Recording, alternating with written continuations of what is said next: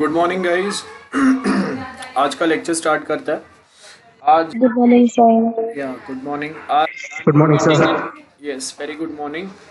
Today I am not getting an option here for recording, so आज के लिए हम लोगों का ये वाला लेक्चर जो है वो यहाँ पे रिकॉर्ड नहीं हो पाएगा। I don't know, MS team में कुछ एरर आया या कुछ प्रॉब्लम है, बट आज नहीं मिल रहा है मुझे। मॉर्निंग में अवेलेबल था दूसरे लेक्चर्स किए, अभी वो नहीं मिल रहा है। सो सर अगर यस, आप किसी और को लास्ट टाइम जहाँ पे हम लोगों ने स्टॉप किया था, दैट इज यूनिट 2 का इंट्रोडक्शन चालू किया था। इफ यू रिमेंबर, एक शॉर्ट वीडियो देखा था हम लोगों ने, and with in that video हम लोगों ने बहुत सारे डिटेल्स देखे थे, like socio economic socio technical systems क्या रहता है। सो बेसिकली यहाँ पे हम लोग सिर्फ सॉफ्टवेयर्स के बारे में बात नहीं करेंगे, सिस्टम्स के बारे में बात नहीं करेंगे, लेकिन जो प्लेस पे हम लोग ये सॉफ्टवेयर या सिस्टम्स को इंट्रोड्यूस करने वाले हैं, वहाँ के लोगों का टेस्ट के हिसाब से, वहाँ का कल्चर के हिसाब से, वहाँ के जो लेजिस्लेटिव प्रिंसिपल्स रहेंगे उसके हिसाब से भी suppose to make modifications in our system. तो सिस्टम क्या होता है? That is simply software, interrelated components, बहुत सारे फंक्शन साथ में काम करेंगे तो आपको एक सॉफ्टवेयर या सिस्टम मिलेगा, जिसके अंदर अब बहुत बार सिर्फ सॉफ्टवेयर नहीं रहता है, मैकेनिकल कंप्यूटर आता है, इलेक्ट्रिकल कंप्यूटर कंपोनेंट या हार्डवेयर सॉफ्टवेयर। मतलब in short we are talking about which is a combination of hardware and software, जिसमें हार्डवेयर में इलेक्ट्रिक पार्ट भी आ सकता है, मैकेनिकल पार्ट भी आ सकता है। लाइक अगर हम लोग बोल रहे हैं कि हम लोग के पास ड्राइवरलेस कार है, तो वहाँ पे क्या आएगा? मैकेनिकल पार्ट भी आ रहा है एंड सॉफ्टवेयर पार्ट भी आ रहा है, राइट? तो आपका सर्टन सिस्टम्स जो है, it's going to be an embedded type of a systems या सॉफ्टवेयर। हम लोग बेसिकली वो पॉइंट ऑफ व्यू से बात कर रहे हैं। नाउ सिस्टम कैटेगरीज में हम लोग बात करें, टेक्निकल कंप्यूटर बेस्ड सिस्टम्स है, लाइक हम लोग के पास टीवी या मोबाइल फोन्स, ये जो है ये आपके टेक्निकल सिस्टम बेस्ड सॉफ्टवेयर आएंगे। नाउ सोशियो टेक्निकल सिस्टम्स कौन से आएंगे? लाइक बुक पब्लिश हम लोग कोई कर रहे हैं, ऑडियो बुक्स आज के टाइम पे बहुत ज़्यादा पब्लिश होता है, या फिर आप देखो कि हम लोग कोई एक मूवी पब्लिश कर रहे हैं, सो वो टाइम पे वहाँ के जो सेंटिमेंट्स है ना, वो बहुत ध्यान में रखने पड़ते हैं। आप क्या फैक्टर्स, क्या चीज़ें बता रहे हैं। आप देखो कि हर दूसरे दिन यू विल फाइंड कि कहीं ना कहीं कोई जो व्हाट वी से जो OTT प्लेटफॉर्म्स पे जो सीरीज़ आते हैं, वेब सीरीज़ आते हैं, या फिर कोई मूवी आता है, उसके ऊपर कोई ना कोई प्रॉब्लम्स चालू रहता है, या कभी कभी कोई एक बुक अगर कोई पब्लिश होता है उसके ऊपर कोई प्रॉब्लम्स चालू रहते हैं। रिसेंटली आपने देखा रहेगा, Obama has publish some book और उसमें राहुल गांधी के बारे में कुछ लिखा हुआ था, तो again that will create a problem. अब सोशो टेक्निकल सिस्टम्स जो है, यहाँ पे हम लोग बताते हैं कि हम लोग के प्लेटफॉर्म, हम लोग के कल्चर या हम लोग के जो पैटर्न्स है, उसको अगर कहीं पे कोई अगर चीज़ें सूट नहीं करते, तो वो टाइम पे सर्टन चीज़ें वो हम लोग यहाँ पे नहीं बताएंगे।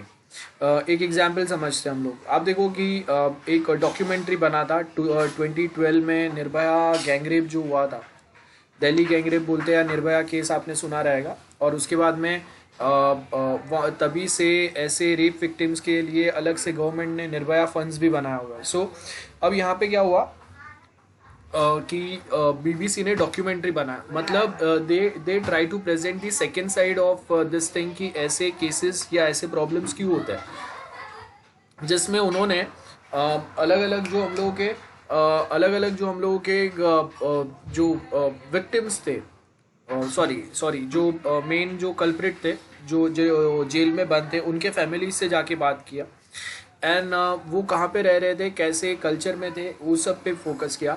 तो उसके बाद हम लोगों ने देखा कि जो मेन जो लोग थे, वो सबसे पहले तो लोअर, एकदम मिडिल क्लास नहीं, लोअर क्लास से आ रहे थे, लोअर मिडिल क्लास से आ रहे थे।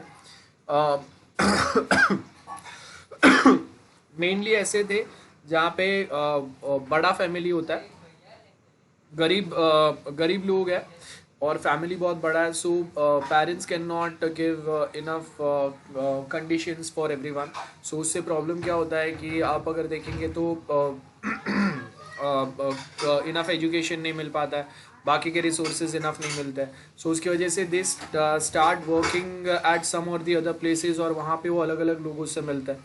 देन जो विक्टिम थे उनसे जेल में बात किया, दे वर लाइक कि हम लोगों ने एक ही रेप किया, हम लोग के साथ दूसरे हैं जिन्होंने 30 40 50 रेप किए हैं एंड स्टिल उनको सिर्फ 5 6 साल का सज़ा और हम लोग को फांसी मिल रहा है। अब ये सारी चीज़ें जो है वो ये वीडियो में आता है and BBC was about to publish this documentary और उससे बहुत ज़्यादा प्रॉब्लम हो सकता था। तो उन्होंने क्या किया कि गवर्नमेंट ने इमीडिएटली ऑर्डिनेंस लेके आया जिसके बेस के ऊपर they put a ban on this. लेकिन वो ऑर्डिनेंस जो है वो दूसरे दिन अप्लाई होने वाला था। आज इवनिंग में ऑर्डिनेंस पास हुआ और वो ऑफिशियली BBC को मिलना था और वो सेकेंड डे पे जो रिलीज होने वाला था उसके ऊपर उन्होंने ब्लॉक लगाया, लेकिन उसके पहले यूट्यूब पे उन्होंने पोस्ट कर दिया उसको रात को ही। अब एक बार अगर पोस्ट हो गया और अगर इतना कंट्रोवर्शियल कोई वीडियो है तो उसके 1000 कॉपी बन जाएंगे, 1000 प्लेटफॉर्म पे आ जाएंगे। सेम चीज़ उसके साथ हुआ and that creates a problem. So that's one example जहाँ पे ऐसे प्लेटफॉर्म्स पे अगर कोई एक सर्टन चीज़ें कुछ आ रहा है which is not suitable for the image of our nation. मतलब इन शॉर्ट अगर वो डॉक्यूमेंट्री जो पब्लिश हुआ उसमें हम लोग ये बताने की ट्राई कर रहे हैं कि अगर कोई जो मेन क्रिमिनल्स है they are not just criminal because of their own some उनके कोई अगर कोई प्रॉब्लम्स है माइंड में, उनको अगर कुछ ऐसा सोच है उसकी वजह से नहीं, it is also a societal problem kind of thing. तो इससे इंडिया का इमेज बहुत ज़्यादा ख़राब हो रहा है। सो जब कभी अगर ऐसे कुछ चीज़ें रहते हैं जो अगर ऐसे कोई प्लेटफॉर्म्स पे आते हैं, एप्लीकेशंस पे आते हैं या कुछ ऐसा चीज़ें वो रिप्रेजेंट करने का ट्राई कर रहे हैं, सो हम लोग उनको ब्लॉक करते हैं। तो ये यहाँ पे वही सेम चीज़ें आएंगे। सोशो टेक्निकल एमर्जेंट प्रॉपर्टीज है like properties of the system whole that depends on the system component and the relation non deterministic they do not always produce the same output when presented with the same input because of their system behaviour. So human factor क्या है उसके ऊपर depend करेंगे। जैसे आप देखो कि game है तो हर बार वो सेम आउटपुट प्रेजेंट नहीं करेगा। आप क्या इनपुट दे रहे हो, how you play, based on that it will generate some output. Complex relationship रहेंगे। The extent to which the system supports organizational objective does not just depends on the system itself. Next is emergent property है हम लोग के पास। सो अब emergent property में क्या बात करेंगे हम लोग। Now with respect to emergent properties अगर आप देखेंगे, properties of the system whole rather than the property that can be derived from the property of the components.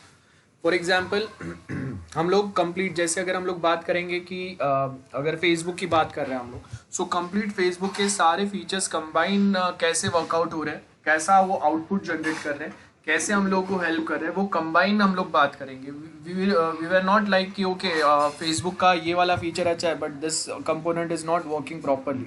So overall हम लोग को एक सिस्टम के बारे में बात करते हैं, मतलब जहाँ पे उसका सारे कंपोनेंट्स या प्रॉपर्टीज कंबाइंड है। सो एमर्जेंट प्रॉपर्टी में क्या आएगा, are consequence of the relations between the system components. They can therefore only be assessed and measured once the component has been integrated into the system.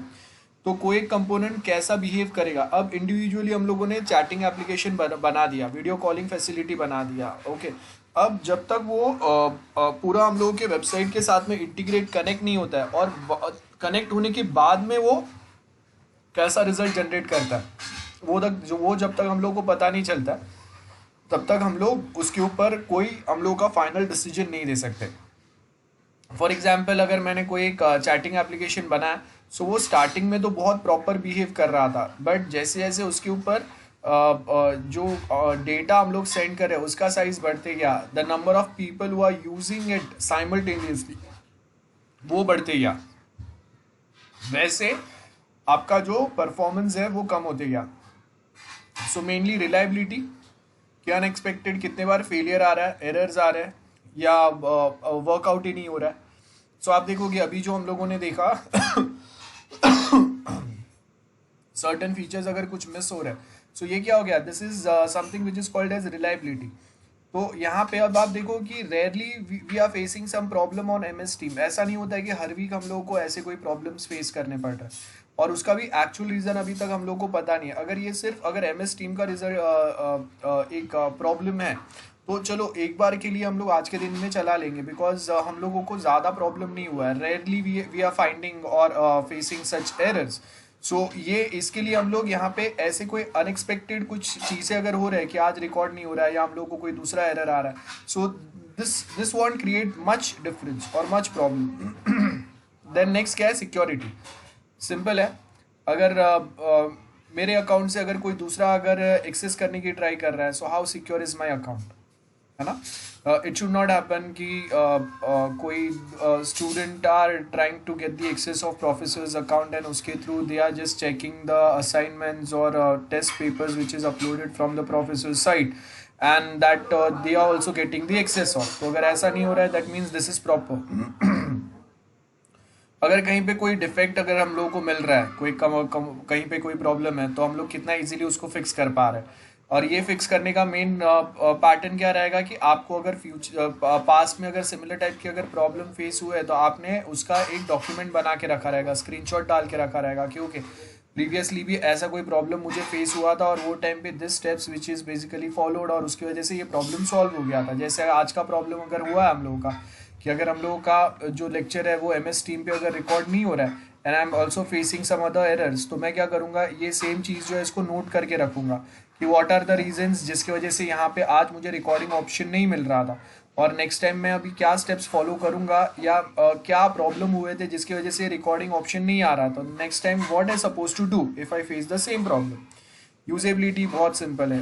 This property reflect how easy it is to use the system. It depends on the technical system component, it operators and its operating environment. Now types of emergent property क्या बोला है, functional emergent property, non functional. Functional का मतलब क्या है, जैसे यहाँ पे आपको दिया है कि अगर मैं बोल रहा हूँ कि bicycle has a functional property, चल सकता है, ब्रेक मार सकते हैं, फास्ट लो सब कुछ हो सकता है. नॉन फंक्शनल में हम लोग क्या बात करेंगे कि हम लोग वहाँ पे बेसिकली उसका परफॉर्मेंस कैसा है, अगर मैं गियर में डाल रहा हूँ तो वो कैसे वर्कआउट कर रहा है, इमीडिएटली अगर ब्रेक मारना पड़ा तो कितना जल्दी ब्रेक लग रहा है, अगर गलती से आगे का ब्रेक अगर लग गया तो आदमी उड़ के गिर रहा है क्या, सिक्योरिटी एस्पेक्ट्स क्या है, कितना है, बैलेंस कितना है ना. अगर मैं बारिश में चला रहा हूँ तो वो टाइम पे वो प्रॉब्लम क्रिएट कर रहा है क्या, ये सारी चीज़ें जो है those are the non functional, जहाँ पे हम लोग उसका सेफ्टी, सिक्योरिटी, रिलायबिलिटी ये सब चेक करेंगे. वन, जिसके फंक्शंस हम लोगों ने देख लिए. तो फंक्शन बाइसिकल का फंक्शन क्या है, चलेगा वो. आप अगर फास्ट चलाएंगे फास्ट चलेगा, गियर वाला है तो first second third fourth gear पे वो काम करेगा. लेकिन अब मैं ये बात कर रहा हूँ कि अगर वो सेम साइकिल को नॉन फंक्शनल में मैं क्या बोलूँगा, अगर मैं पानी में चला रहा हूँ तो उसका परफॉर्मेंस कैसा आ रहा है, अगर मैं कहीं पे ट्रैकिंग पे लेके जा रहा हूँ तो उसका परफॉर्मेंस कैसे आ रहा है, गेटिंग. या फिर अगर मैं बारिश में उसको चला रहा हूँ और वहाँ पे मैं अगर फोर्थ गियर में डाल रहा हूँ तो कैसा परफॉर्मेंस दे रहा है, और सडनली अगर मैं ब्रेक मार रहा हूँ, ठीक है, अगर बारिश है तो वो टाइम पे वो कैसे बिहेव कर रहा है, सेफ्टी कितना दे रहा है, ये सब आएगा. तो सिस्टम रिलायबिलिटीज ये जो कॉम्प्लेक्स हम लोगों के इमरजेंट प्रॉपर्टीज रहते हैं, मतलब जो फंक्शंस हम लोगों ने डाले हैं, अब वो कितना एफिशिएंटली काम कर रहे हैं, एक दूसरे के साथ मिलके कैसा काम कर रहे हैं, कोई एक फॉल्ट आ रहा है तो कितना इजीली हम लोग उसको सॉल्व करने की ट्राई कर रहे हैं. ये सारे जो पॉइंट्स है ना, ये हम लोगों को सिस्टम रिलायबिलिटी बताएगा. मैं आपको एक लाइव एग्जाम्पल देता हूँ. Now if you see we have book my show. अब देखो यहाँ पे अगर मैं जाऊँगा, सो this is the best example. बहुत सारी चीज़ें इसमें इंक्लूड होंगे. सबसे पहले तो लैंग्वेज वाइज चीज़ों को फिल्टर आउट कर रहा है, मतलब क्या चीज़ आपको किस में दिखना है वो यहाँ पे बता रहा है. उसके बाद में अगर मैंने पहले यहाँ पे ऑलरेडी लॉग इन किया हुआ है तो वो मुझे मुंबई बताएगा, अगर नहीं तो यहाँ पे देखो मुझे अलग अलग सिटीज़ बता रहा है वो, और जो सिटी का मैं यहाँ पे सिलेक्ट करूँगा वो सिटी के जो थिएटर्स है और वहाँ पे क्या टाइमिंग है वो बताएगा मुझे. तो यहाँ पे मैंने बाय डिफ़ॉल्ट मुंबई सिलेक्ट किया है, और मुंबई में भी यहाँ पे आपके पास अलग अलग ऑप्शंस उसने दिए कि मुंबई में वो क्या क्या चीज़ मुंबई कंसिडर कर रहा है. That's first thing. उसके बाद में यहाँ पे अलग अलग ऑप्शंस है आपके पास. लाइक मैं अगर जा रहा हूँ मूवीज़ पे, अब मूवीज में वो मुझे अलग अलग ऑप्शंस देगा. Like I got this option.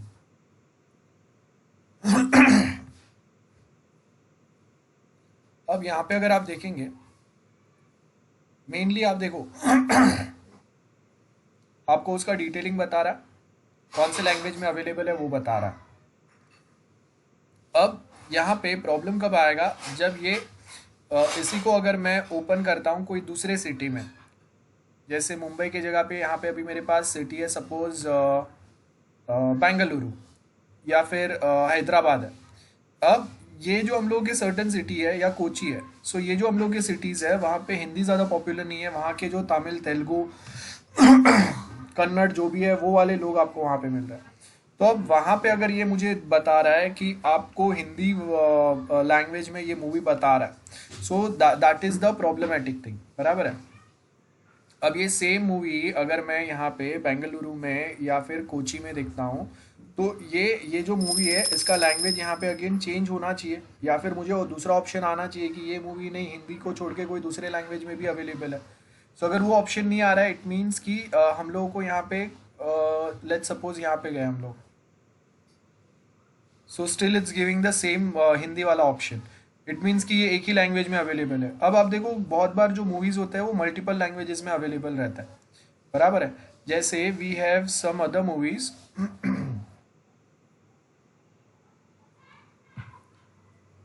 Like we have this movie, ठीक है।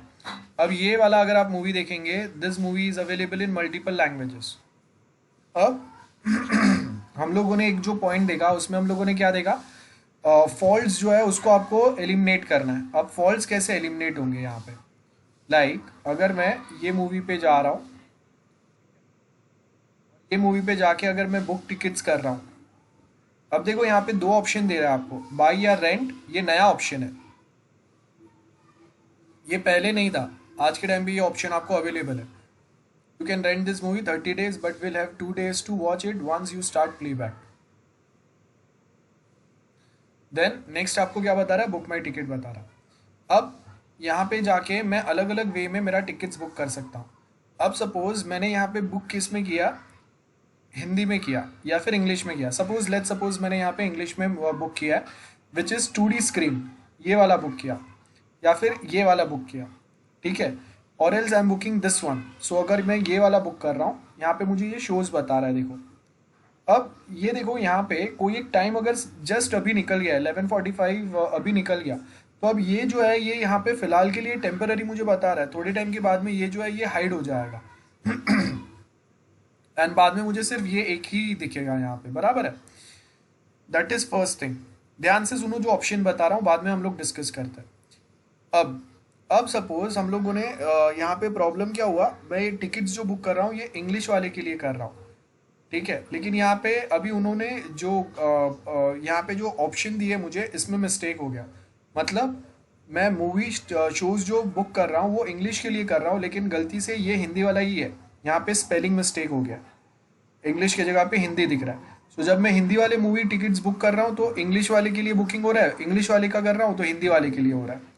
तो आप देखो कि अगर ऐसा प्रॉब्लम हो गया तो how we are going to solve that. दूसरी बात, यहाँ पे ये 11:45 का शो है, ठीक है। अब यहाँ पे AM की जगह पे सपोज PM हो गया।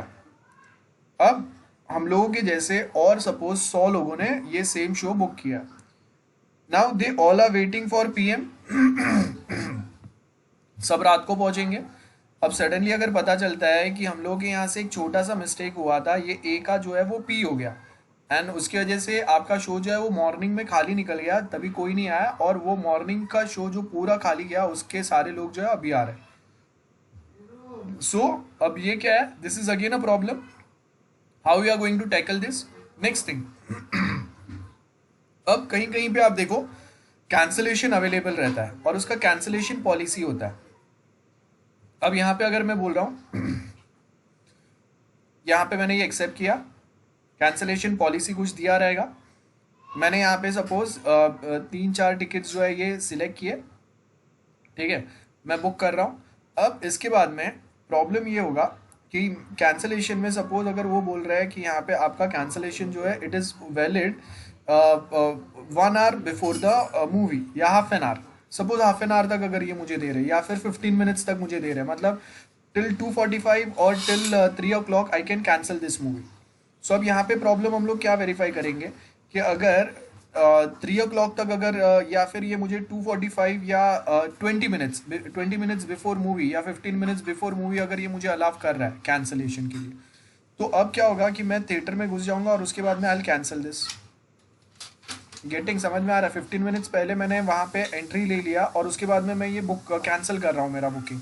सो इसका मतलब क्या हो गया कि वो 15 मिनट्स में भी और कोई दूसरा तो आ नहीं पाएगा, मुझे एंट्री भी मिल गया, मैं थिएटर में भी जा रहा हूँ और उसके बाद में मैं कैंसिल कर रहा हूँ, तो क्या होगा, रिफंड इनिशिएट होगा प्लस मेरे सीट्स जो है वो तो मुझे मिल ही गए। मतलब मैंने मूवी जो भी है वो आपके कैंसिलेशन चार्जेस चलो 40% भी रहेंगे, तो जो टोटल 400 अगर मेरे हो रहे थे तो अभी मैंने कैंसिल करके 100 रुपीज़ में मुझे मूवी देखने मिल रहा है। Getting? So this is something which is a problematic thing. So वो हम लोग कैसे टैकल करेंगे? एंड एक पर्सन मैक्सिमम कितने टिकट्स बुक कर सकता है? सो यहाँ पे अगर आप देखेंगे इट शोज मैक्सिमम आपका टिकट्स बुकिंग जो होगा वो कितना होगा।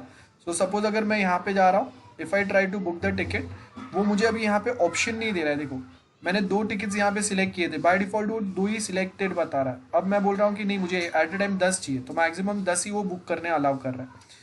अब ये सेम जो बुक माई शो है, यहाँ पे मैंने लॉगिन किया है, एक जो मैंने लॉगिन किया वो सपोज मैंने लैपटॉप से किया, दूसरा लॉगिन मैंने मोबाइल से किया। अब दोनों में से मैं at a time 10 ticket book कर रहा हूँ फॉर द सेम शो। अब as per the condition it only allows me to book the 10 tickets. अगर दो दो ट्रांजेक्शन 10-10 टिकट के एक साथ हो रहे हैं दो अलग डिवाइस से, then how it's going to tackle this situation? So ये जो सारे पॉइंट्स है ना, ये सारे पॉइंट्स को हम लोगों को यहाँ पे डिस्कस करना है। तो यहाँ पे अगर आप देखेंगे, आपको ये जो पॉइंट्स बताया वो वही है, सिस्टम रिलायबिलिटी। ये जो मैंने आपको पॉइंट्स बताया, this is what we mean by system reliability. अगर ये सारे फॉल्ट्स अगर आपका सिस्टम अगर हैंडल कर सकता है, दैट मीन्स आपका सिस्टम रिलायबल है। ये फेलियर्स है, ये प्रॉब्लम्स है, ठीक है। सो हार्डवेयर रिलायबिलिटी वो तो हम लोगों को पता है, ठीक है, अच्छा चलना चाहिए, टाइम टू टाइम रिपेयर करो, फेल ना हो हार्डवेयर, ये सब है। सॉफ्टवेयर रिलायबिलिटी वो इनकरेक्ट आउटपुट जनरेट नहीं करना चाहिए। इनकरेक्ट का मतलब क्या हो गया, मैंने टिकट्स बुक कर दिया लेकिन वहाँ पे मुझे बता रहा है कि सक्सेस नहीं हुआ, गेटिंग, एंड देन बाद में वो मेरा ट्रांजेक्शन जो है वो सक्सेस हुआ है। सो इसका मतलब मुझे आउटपुट जो है उसने बताया कि सक्सेस नहीं हुआ और वहाँ पे बताया कि सक्सेस हो गया, और एल्स मैंने जो टिकट्स बुक किए उसके ऊपर सीट नंबर अलग बता रहा है और एक्चुअल में जो मेरे टिकट्स बुक हुआ है उसके सीट नंबर्स अलग है। प्रॉब्लम हो सकता है। एक बार आप सोचो कि यहाँ पे मुझे जो थिएटर का लेआउट मिला हुआ है, वो थिएटर का लेआउट जो है वो सपोज रॉन्ग है। तो अब क्या है कि यहाँ पे ये जो भी थिएटर का लेआउट है वो रॉन्ग अटैच हो गया है हम लोगों का जो मेन शो है इसके साथ में। अब इसमें इससे डबल सीट्स है, ये बहुत बड़ा स्क्रीन है, लेकिन मुझे सीट्स कितने दिख रहे हैं, इतने ही दिख रहे हैं। तो अब मैं बुक जो कर रहा हूँ यहाँ पे, ये वाले जो रोज है वो एग्जैक्टली दूसरे थिएटर में अवेलेबल नहीं है, गेटिंग। या फिर मैं यहाँ पे एकदम लास्ट के सीट्स जो है वो सिलेक्ट कर रहा हूँ। सपोज मैंने यहाँ पे ये दो लास्ट के सीट्स जो है ये सिलेक्ट किए, और जो दूसरा थिएटर है जिसमें मेरा एक्चुअल बुकिंग हुआ है इसमें ये मिडल के सीट्स आ गए या एकदम आगे के सीट्स आ गए, then again that's the problem. So इसके लिए आप देखो कि कितने सारे चीज़ें आपको साथ में फोकस करना पड़ता है। हम लोग जो सोचते हैं इतना इजी नहीं रहता है। तो उससे सॉफ्टवेयर रिलायबिलिटी, ऑपरेशन रिलायबिलिटी कैसा रहेगा?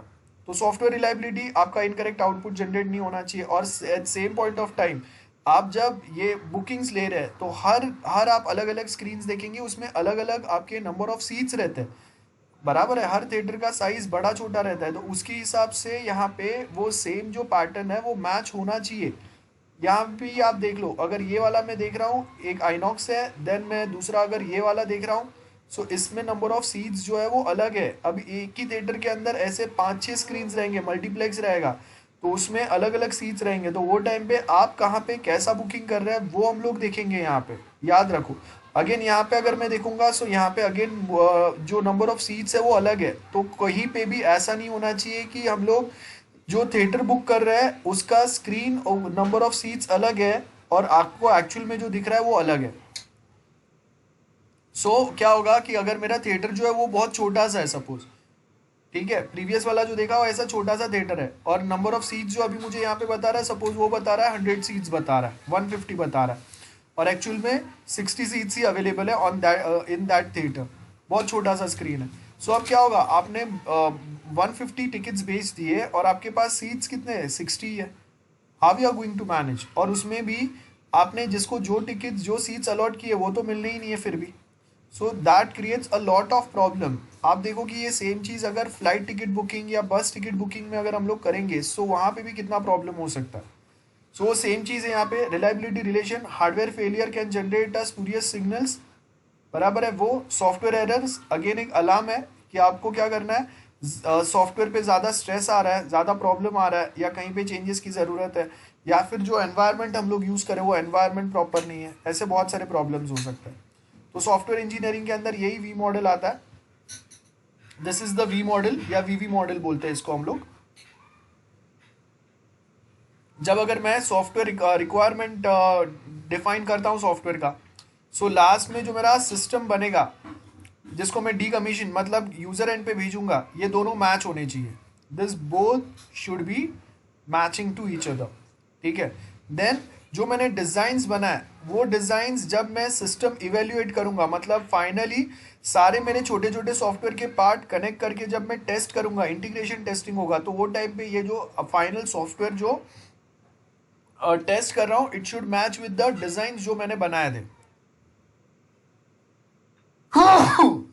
रिमेंबर ये जो सिस्टम डीकमीशनिंग है, इसमें एक्सेप्टेंस टेस्ट और क्लाइंट साइड पे डिप्लॉयमेंट आएगा।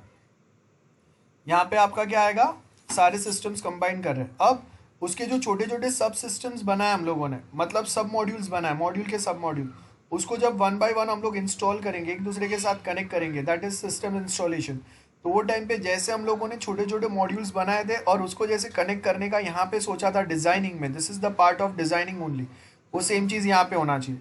सो आप देखो यहाँ पे क्या आ रहा है, रिक्वायरमेंट, डिज़ाइन, सब मॉड्यूल डिवीजन किया, इंटीग्रेट करने के बाद हम लोग इंस्टॉल कर रहे हैं, उसके बाद इवेल्युएट करेंगे, टेस्ट करेंगे और बाद में डिप्लॉयमेंट कर देंगे क्लाइंट एंड पे। तो that is what we mean by system engineering processes. Simple सा आपको यहाँ पे एक डायग्राम दिया हुआ है जिसके अंदर हम लोग क्या बोल रहे हैं, हम लोग के पास एक एटीसी सिस्टम है। अब यहाँ पे आपको एक सपोज कोई एक क्या बोला है, देखो यहाँ पे एग्जांपल, अ मोबाइल बेस स्टेशन, एक सेकेंड, यहाँ पे आपको कौन सा टाइप का दिया है ये, ओके कोई तो एक एटीसी सिस्टम है। सो अब एटीसी सिस्टम में क्या बोला है, हम लोग के पास एक सॉफ्टवेयर लगेगा, उसके साथ में कोई इलेक्ट्रॉनिक डिवाइसेस काम करेंगे, जैसे अलार्म है या फिर कोई बजर है ना, ऐसा कुछ काम करेगा। साथ में मैकेनिकल चीज़ें मतलब हम लोग डायरेक्टली यहाँ पे कोई गेट ओपन कर देंगे, कोई डोर, इमरजेंसी डोर ओपन कर देंगे। साथ में ये सेम चीज़ यूज़र इंटरफेस पे विजिबल होगा। हम लोग का बिल्डिंग आर्किटेक्चर के साथ में इसको हम लोग मैच करेंगे। इलेक्ट्रिकल इंजीनियरिंग होगा, मतलब ऑटोमेटिकली जैसे ही हम लोग का सिग्नल मिलेगा, सपोज फायर डिटेक्शन सिस्टम, तो ये सेम यहाँ पे वो ऑन करेगा, है ना, पंप ऑन करेगा। और सिविल इंजीनियरिंग मतलब हम लोगों ने एक रिजर्व वाटर टैंक रखे रहेंगे, सिविल इंजीनियरिंग जो यहाँ से पानी छोड़ेंगे। सो आप देखो कि ये जो भी चीज़ है ना वो सब साथ में काम कर रहा है। और स्ट्रक्चरल इंजीनियरिंग मतलब आपको यहाँ पे वाटर कनेक्शंस भी, लाइंस भी पास ऑन करने पड़ेंगे, जो यहाँ पे ये सारे सिस्टम्स के साथ में काम करें। सो अलार्म डिटेक्शन सिस्टम समझ लो। सो अलार्म डिटेक्शन सिस्टम में हम लोगों ने क्या बोला है, हम लोग के पास सॉफ्टवेयर है जो स्मोक डिटेक्ट करेगा। अगर ऐसा कुछ हो रहा है तो जीयूआई के ऊपर आपको इंडिकेशन आएगा, रेड अलर्ट आएगा। इलेक्ट्रॉनिक में क्या होगा कि आपके जो लाइट्स है वो सडनली हम लोग ऑफ कर देंगे, रेड बजर्स जो रहेंगे, अलार्म्स रहेंगे वो बजने लगेंगे। मैकेनिकल इंजीनियरिंग में हम लोगों ने क्या बोला है, इमरजेंसी डोर जो है वो ऑटोमेटिक ओपन हो जाएंगे। देन आपका आर्किटेक्चर क्या है वो हम लोग कंटिन्यूसली वेरीफाई करेंगे, कितना बड़ा ऑफिस है, कहाँ से इमरजेंसी, कितने डोर्स, ये वो सब हम लोग प्रॉपर मेंटेन करेंगे। इलेक्ट्रिकल इंजीनियरिंग के अंदर हम लोगों ने क्या बोला कि आपके जो वाल्व्स है वो ओपन हो जाएंगे। सिविल इंजीनियरिंग के अंदर हम लोग उसके जो वाटर टैंक्स है वो यहाँ पे मेंटेन करेंगे। सो this is everything which is combined, this is just a example.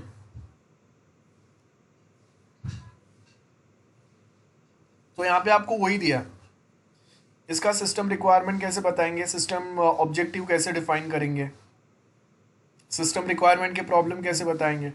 Then system design के अंदर हम लोग क्या करेंगे, पार्टीशन रिक्वायरमेंट रहेंगे, पूरा सिस्टम को टुकड़े टुकड़े में। देन उसके पार्टीशन रिक्वायरमेंट मतलब module by module requirement gather करेंगे।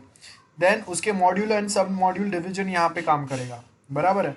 एंड देन हर एक के जो सब मॉड्यूल के जो रिक्वायरमेंट हम लोगों ने गैदर किए वो हम लोग हर एक सब मॉड्यूल को हम लोग स्पेसिफाई कर देंगे, सबमिट कर देंगे ना, असाइन कर देंगे कि भाई देखो आपका ये वाला सब मॉड्यूल है, इसके इतने रिक्वायरमेंट है, ये सब मॉड्यूल है, इसके इतने रिक्वायरमेंट है।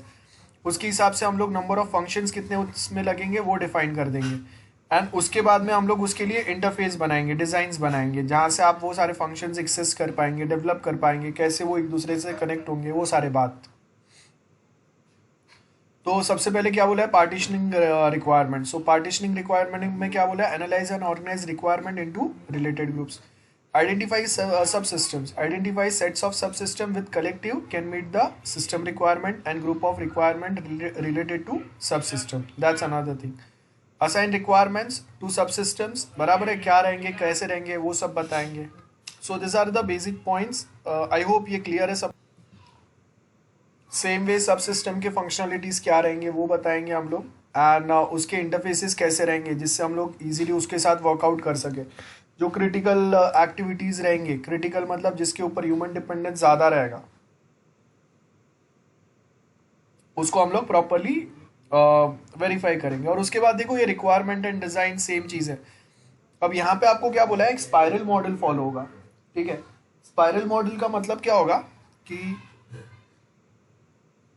सबसे पहले चालू किया हम लोगों ने, रिक्वायरमेंट गैदरिंग किया, एनालाइज किया, फिजिबिलिटी स्टडी किया, ठीक है, ये चीज़ें आ गए। उसके बेस के ऊपर आर्किटेक्चरल डिज़ाइन बनेगा। आर्किटेक्चरल डिज़ाइन के बाद में हम लोग वो सेम डिज़ाइन को रिव्यू करेंगे, असेस करेगा, और उसका उसका जो मेन व्हाट वी से कि कोडिंग वाला पार्ट जो भी है वो सब बनेगा, है ना। सॉरी, आर्किटेक्चरल डिज़ाइन के बाद में हम लोग उसको सेम रिव्यू कर लेंगे कि हम लोग ये प्रॉपर बना है कि नहीं, एज पर द रिक्वायरमेंट वो मैच हो रहा है कि नहीं, ये देखेंगे हम लोग। वो हो गया तो फिर वो आगे जाएगा, जहाँ पे उसके ऊपर आगे दूसरे चीज़ों पे वर्कआउट चालू होगा, एंड देन वापस अगर कोई न्यू प्रॉब्लम डेफिनेशन आया तो वो हम लोग यहाँ पे वापस कैरी फॉरवर्ड करेंगे। तो ये देखो, ये जो स्पाइरल मॉडल है ना, ये पूरा सॉफ्टवेयर बनाने के बारे में नहीं बता रहा है, याद रखो। ये वाला जो स्पाइरल मॉडल है वो ये वाला जो स्पाइरल मॉडल है वो सिर्फ आपको रिक्वायरमेंट गैदरिंग एंड डिज़ाइनिंग के लिए ही हेल्प कर रहा है, ठीक है। बाकी कोई चीज़ों के लिए आपको हेल्प नहीं कर रहा है, बिकॉज आपका जो सॉफ्टवेयर बनाते हैं ना हम लोग, उसमें कभी कभी हम लोग ऐसे मल्टीपल मॉडल्स यूज़ करते हैं which are very very much beneficial. Like आप देखो कि हम लोग के पास बहुत बार कुछ मॉडल्स रहेंगे जिसमें हम लोग बात करेंगे मेनली जो हम लोगों का रिक्वायरमेंट गैदरिंग, और उसके लिए हम लोगों ने कोई एक टाइप का SDLC बनाया, कोडिंग के लिए कोई दूसरे टाइप का बनाया, देन बाद में जब टेस्टिंग करेंगे वो टाइम पे कोई दूसरा SDLC हम लोग फॉलो करेंगे। सो ऐसे कॉम्बिनेशंस ऑफ SDLC हम लोग फॉलो करते हैं जब हम लोग कोई एक बड़े सॉफ्टवेयर के साथ डील कर रहे हैं। सो यहाँ पे भी सेम चीज़ हो रहा है। हम लोग software system requirement and design के लिए ये सिर्फ spiral model, this is the type of SDLC, ये फॉलो कर रहा है। अगर पूरा सॉफ्टवेयर अगर मुझे ये मॉडल से फॉलो करना रहता तो इसके अंदर और ऐसे टाइप्स आते थे, रिक्वायरमेंट गैदरिंग, डिज़ाइन, उसके बाद में यहाँ पे जो रिव्यू एंड असेसमेंट है उसके जगह पे वापस कोडिंग आता था, फिर टेस्टिंग आएगा, फिर डिप्लॉयमेंट आएगा, फिर वापस अगर कुछ न्यू प्रॉब्लम डेफिनेशन मिला तो रिक्वायरमेंट ये वो आएगा। सो अब देखो हम लोगों ने इसको कट शॉर्ट करके 4 ही पार्ट में डिवाइड किया है, requirement gathering, analysis, feasibility study. Feasibility study अगर हो गया तो उसके बाद में डिज़ाइंस बनाओ, है ना। जो आपके 3 टाइप के डिज़ाइंस रहेंगे, वो डिज़ाइंस बन गए तो उसके बाद में हम लोग क्या कर रहे हैं, रिव्यू कर रहे हैं उसको, है ना। और वो रिव्यू में अगर हम लोग को कोई प्रॉब्लम मिला तो ठीक है, अगर प्रॉब्लम नहीं मिला तो फिर हम लोग उसको आगे पास ऑन कर देंगे। ये स्पाइरल हम लोग का ख़त्म हो गया। उसके बाद में वापस अगर कोई न्यू प्रॉब्लम अगर हम लोग को सॉफ्टवेयर में आ रहा है, कोई एक न्यू रिक्वायरमेंट है, तो उसके बेस के ऊपर हम लोग क्या करेंगे, वापस वो जो नया प्रॉब्लम जो है उसके लिए वापस सेम वे में रिक्वायरमेंट गैदरिंग होगा, है ना। सेम चीज़ वापस चलेगा, सेम साइकिल वापस चलेगा। I hope this is clear to everyone. So यहाँ पे वो सेम चीज़ चल रहा है, system design and system modelling. So यहाँ पे देखो आपको एक अलार्म कंट्रोल सिस्टम बताया। अलार्म कंट्रोल सिस्टम कैसे काम करेगा, सेंसर्स रहेंगे, डोर सेंसर्स रहेंगे, है ना, ये सब साथ में काम करेंगे। सो जैसे अलार्म कंट्रोलर है, मूवमेंट सेंसर डिटेक्ट करेगा, डोर सेंसर्स जैसे अगर हम लोग बोल रहे हैं चोरी करने के से बचाने के लिए। सो जैसे हम लोग को मूवमेंट हुआ कि कोई डोर तोड़ने की ट्राई कर रहा है, हम लोगों ने डोर सेंसर से डोर लॉक कर दिया, मूवमेंट सेंसर से वो मूवमेंट जो है वो डिटेक्ट किया, बराबर है।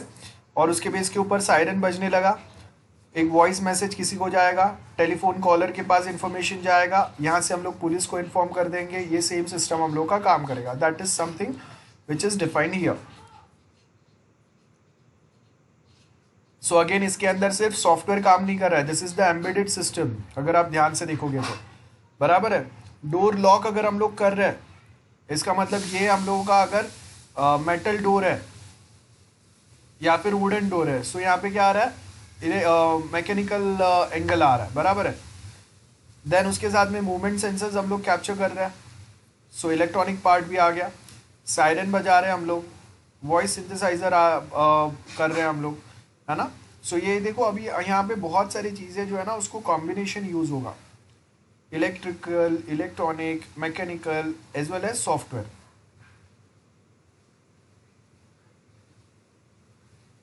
सो मूवमेंट सेंसर क्या करेगा, मैंने जो आपको एक्सप्लेन किया वही यहाँ पे लिखा हुआ है. देन सिस्टम आर्किटेक्चर अगर सेम बनाना है तो कैसे बनेगा, सो उसके अंदर देखो आपका बहुत सारी चीज़ें जो है साथ में आएंगे.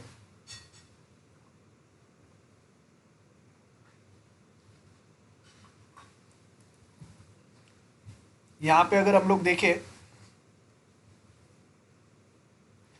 सिस्टम आर्किटेक्चर के अंदर हर एक चीज़ जो अभी तक हम लोग मतलब पूरा सॉफ्टवेयर के अंदर क्या क्या चीज़ें रहेंगे वो सब साथ में आएंगे.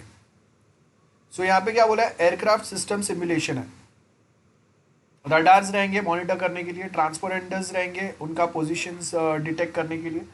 सो एयरक्राफ्ट सिमुलेट होगा ये सॉफ्टवेयर के साथ में. याद रखो ये सॉफ्टवेयर जो है ना वो बेसिकली इंफॉर्मेशन देते हैं, कभी लैंड होना है कभी लैंड नहीं होना है, ये सब कुछ ये सॉफ्टवेयर के थ्रू हम लोग कंट्रोल करते हैं.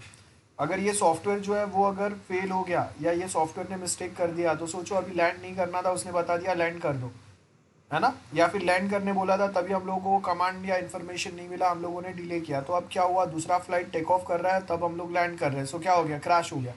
सो आप देखो कि इसके लिए ये जो है ना ये बहुत इंपॉर्टेंट वे में काम करता है. उसके साथ में आपका पोजीशन प्रोसेसर रहेगा, है ना, बैकअप पोजीशन प्रोसेसर रहेगा एक्यूरेट इन्फॉर्मेशन के लिए. आपका क्लॉक जो है वो हमेशा सिंक्रोनाइज रहेगा, वेदर मैप साथ में रहेगा, अकाउंटिंग सिस्टम रहेगा, कितने पैसेंजर्स कहाँ तक पहुँचे हम लोग, फ्लाइट प्लान डेटाबेस रहेगा, है ना, डेटा का कम्युनिकेशन सिस्टम के थ्रू कि कितने पैसेंजर्स आए, उसमें से कोई हेल्थ इशू वाले कोई है क्या, ये सब हम लोग देखेंगे. एयरक्राफ्ट कमीशन रहेगा जहाँ पे आपके पास क्या होगा, आपका जो एयरक्राफ्ट के अंदर चीज़ है वो प्रॉपर काम कर रहे हैं कि नहीं, टेलीफोन सिस्टम्स जो है जिससे कंटिन्यूसली हम लोग किसी से टच में रह सकते हैं, कम्युनिकेट कर सकते हैं, वो उसके साथ बहुत सारे कंट्रोल कंसोल रहेंगे अलग अलग पर्पज़ के लिए, सेफ्टी के लिए, एयरबैग के लिए, आपको अगर हेल्प के लिए बुलाना है किसी को उसके लिए होगा, आपका जो नॉर्मल फूड और वो सब है उसके लिए कोई कंट्रोलर्स हम लोग बताएंगे, जिससे आपको कुछ ऑर्डर करना है वो सब आएगा.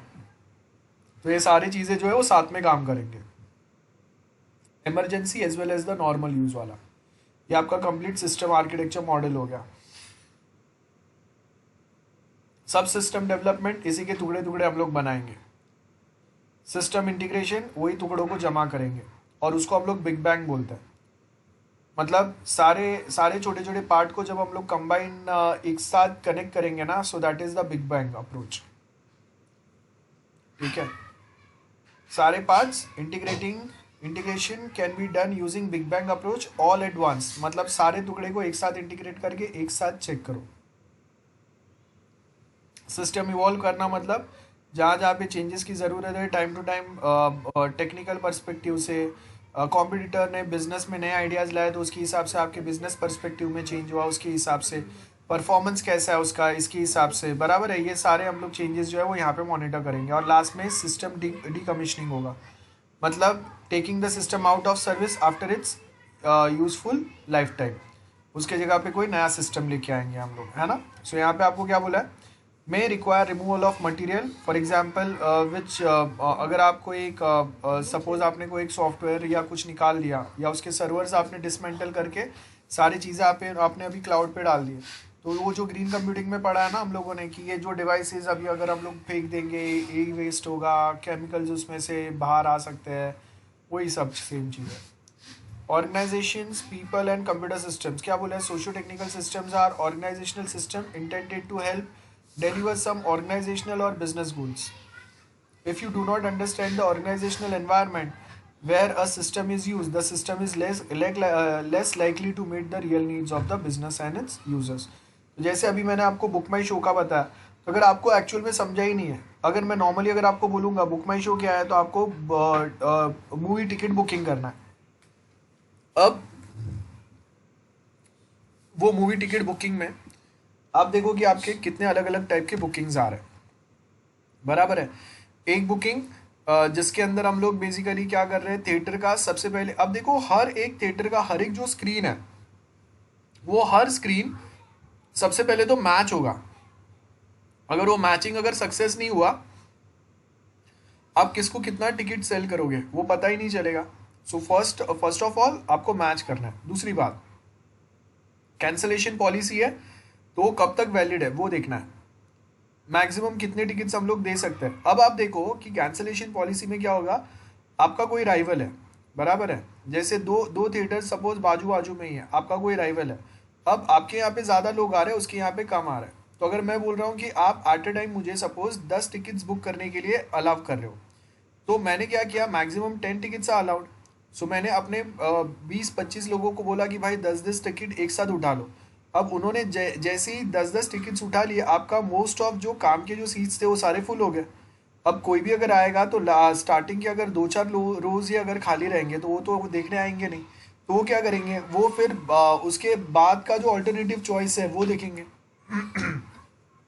गेटिंग, जिसके अंदर अगर उनको बेटर ऑप्शन मिल रहा है तो वो वहाँ पे जाएंगे. देन सिंपल है. अब नेक्स्ट थिंग, अब वो बुक करके करेंगे क्या, मैंने बोला कि आपके पास कैंसलेशन पॉलिसी अलाउड है, तो कैंसलेशन में सपोज आपके 20% चार्जेस कट होंगे, बाकी का 80% अमाउंट आपको वापस मिल रहा है. Let's suppose that is the case. So हम लोगों ने क्या किया, स्टार्टिंग में सारे टिकट्स बुक किए, और बाद में जैसे ही कैंसलेशन का ड्यूरेशन ख़त्म होने वाला था, उसके पहले मैंने सारे टिकट्स जो है बुकिंग जो है वो कैंसिल कर दिए. मतलब अभी जो लोग आने वाले थे वो मेरे पास आ गए, आपका थिएटर खाली हो गया. That will create a problem. आपको 20% चार्जेस भरने के बाद भी मैं तो प्रॉफिट में ही हूँ ना, मेरे पास सारे लोग आ गए. सो ये प्रॉब्लम हो सकता है, ये आपको आइडेंटिफाई करना है. और नेक्स्ट, जैसे मैंने आपको बोला कैंसलेशन पॉलिसी, अगर आप लास्ट मोमेंट तक अगर कैंसलेशन पॉलिसी अगर अलाउ कर रहे हैं, तो how we are going to deal with that. बराबर है. कैंसलेशन पॉलिसी कैसे अलाउ होगा, कैसे हम लोग उसको कंप्लीट करेंगे. अगर आप बोल रहे हो कि ओके अगर मेरा 3:30 का मूवी है या 3 o'clock का मूवी है, 2:45 तक या 2:30 तक अगर मैं कैंसिल कर सकता हूँ, ठीक है ना, हाफ एन आवर पहले आपको वैसे भी एंट्री मिल जाता है, आप अंदर जाके बैठ सकते हो, कैफेटेरिया में टाइम पास कर सकते हैं. तो मैं सपोज हाफ एन आवर अंदर गया और मैंने कैंसिल किया, तो अब अगर मेरा एंट्री हो गया अंदर, मतलब मेरा सीट्स जो है वो तो कंफर्म है, क्योंकि आप जब एंटर करेंगे तभी आपको टिकट्स देखते हैं, बाद में तो आप अपना सीट जाके खुद से सिलेक्ट करके बैठ सकते हो. तो मैंने यहाँ पे देखा, मैं जाके अपने सीट्स पे बैठा और उसके साथ में मैंने अपना टिकट्स कैंसिल भी कर दिया. सो मतलब मैं मूवी भी देख रहा हूँ, टिकट्स कैंसिल भी कर रहा हूँ. So how we are going to tackle that is very important.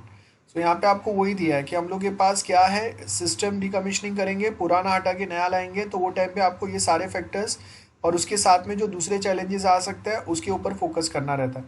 Human, social and organisational factor, process changes, does the system require changes to the work process in the environment. Yes. जैसे अभी आज के time पे मैंने इतने time में कभी भी मैंने रेयरली कभी हुआ रहेगा कि मैंने लैपटॉप से बुकिंग किया है, बट उनका वेबसाइट एक्टिव है, बहुत सारे लोग रहेंगे, बट आप देखो कि 70% जो रहेंगे वो मोबाइल से ही बुक करते रहेंगे, हर किसी के पास वही है. सो इट मीन्स कि आपका प्रोसेस जो है वो चेंज हो रहा है. पहले कुछ डिमांड जो थे आपके लैपटॉप या कंप्यूटर बेस्ड वेबसाइट्स के थे, अब वो मोबाइल वेबसाइट के हो गए, तो वहाँ पे आपको चेंज करना पड़ेगा. दूसरी बात, आज के टाइम पे जो भी लोग अगर आ रहे हैं वो सेम सिर्फ मूवी टिकट के लिए नहीं आ रहे. गेटिंग, यहाँ पे अगर आप देखेंगे कि मूवी से ज़्यादा people are also interested in many other things. So अगर मैं यहाँ पे वापस अगर सेम बुक माई शो पे अगर जाता हूँ, सो आपको यहाँ पे पता चलेगा कि मूवीज़ छोड़ के और बहुत सारे चीज़ें हैं जो हम लोग यहाँ पे वर्कआउट कर सकते हैं, जो ऑप्शन मेरे पास पहले नहीं थे. जैसे यहाँ पे अगर आप देखेंगे वी हैव सम इवेंट्स, है ना, कोई लाइव स्ट्रीम्स रहेंगे, प्लेज रहेंगे, स्पोर्ट्स अवेलेबल है. सो स्पोर्ट्स में अगर आप देखेंगे तो यहाँ पे आपको बहुत सारी दूसरी चीज़ें अवेलेबल है. अब कोई स्पेशल जो फेस्टिवल्स आते हैं, तो वो फेस्टिवल्स जो है उसके रिलेटेड आपको बहुत सारी चीज़ें यहाँ पे मिल जाएंगी, राइट. इसका बुकिंग मैं यहाँ पे कर सकता हूँ. जैसे आप देखो 31st के पार्टीज़ कहाँ पे, बेस्ट पार्टी मुंबई में हो रहा है, इंडिया में हो रहा है, इंडिया में नहीं आप जहाँ पे रहते हैं या फिर जहाँ पे भी मेनली अच्छे पार्टीज हो रहे हैं उसके बारे में यहाँ पे बता देंगे आपको, है ना। तो वो सारी चीज़ें यहाँ पे अवेलेबल है। तो ये क्या है, ये हम लोगों ने टाइम टू टाइम चेंजेस किए। आपने वो स्टेज शोज देखे रहेंगे, कॉमेडी शोज होते हैं, स्टैंड अप कॉमेडी बोलते हैं जिसको। तो ये क्या हुआ, हम लोगों ने पास जॉब में चेंजेस आ गए। पहले हम लोगों को खाली एक सिंपल सा टिकट बुकिंग का ही पैटर्न अवेलेबल था, अब उसमें चेंजेस हो रहे हैं। तो जैसे ही चेंजेस होंगे वैसे आपके जो पुराने यूजर्स है वो स्किल के बाहर हो जाएंगे। नए एनवायरनमेंट के साथ आपको मोबाइल डेवलपर्स की ज़्यादा ज़्यादा ज़रूरत पड़ेगी। और उसके साथ में अगर आप देखेंगे organisation, does the system changes the political power structure in an organisation. Yes, ये भी हो सकता है, उसके लिए भी हम लोग को काम करना पड़ेगा। Organizational processes, the process of the system engineering overlap and interact with organizational procurement. Operational process are the process involved in using the system for its intended purpose. For new system that have to be defined as a part of the system design. So same way में यहाँ पे काम करना चाहिए। जैसे यहाँ पे आपको क्या बोला है, प्रोक्योरमेंट सिस्टम है, देन डेवलप किया, ऑपरेशन में लाया, वापस अगर कुछ चेंजेस है तो वापस हम लोग डेवलपमेंट में जाएंगे, वापस ये सेम साइकिल जो है वो कंटिन्यूस चलते रहेगा। सिस्टम प्रोक्योरमेंट मतलब क्या है, acquiring the system for organisation to meet some needs, बराबर है, मतलब आपने सिस्टम प्रोक्योर किया। अब यहाँ पे आपको क्या बोला है, some system specification and design is usually necessary. आप उसको प्रोक्योर करें, अपने सिस्टम में अडॉप्ट करें उसके पहले, और उसके लिए आपको स्पेसिफिकली बताना पड़ेगा क्या क्या आपके रिक्वायरमेंट्स है ना। नाउ अब यहाँ पे आपके पास दो ऑप्शन है, क्या आप commercial of the shelf system by कर सकते हैं, या फिर आपके पास कोई एक सॉफ्टवेयर है जिसको आप स्क्रैच से बना सकते हैं। मतलब स्टैंडर्ड जैसे गूगल MS टीम है, हम लोग के पास यहाँ पे अभी अवेलेबल है, तो हम लोग डायरेक्टली MS टीम यूज़ कर रहे हैं, दैट्स फर्स्ट थिंग। और दूसरे में मैं क्या बोल रहा हूँ, मैं स्पेशली ऐसा कोई सॉफ्टवेयर अपने लिए बना रहा हूँ फ्रॉम द स्क्रैच। तो वो दो टाइप हो गए। तो सिस्टम प्रोक्योरमेंट में क्या बोला है, adopt the requirement, choose the system, issue the request for bid and supplier select करेंगे कि कौन आपको ये बेस्ट डील आपको प्रोवाइड कर सकता है ये सॉफ्टवेयर के लिए। देन नेक्स्ट में क्या बोला, इशू अ रिक्वेस्ट टेंडर, ये होने के बाद में हम लोग टेंडर इशू करने बोलेंगे। अब देखो ये जो है ना, ये साथ में चल रहा है। सबसे पहले क्या बोला है, survey market for the existing system.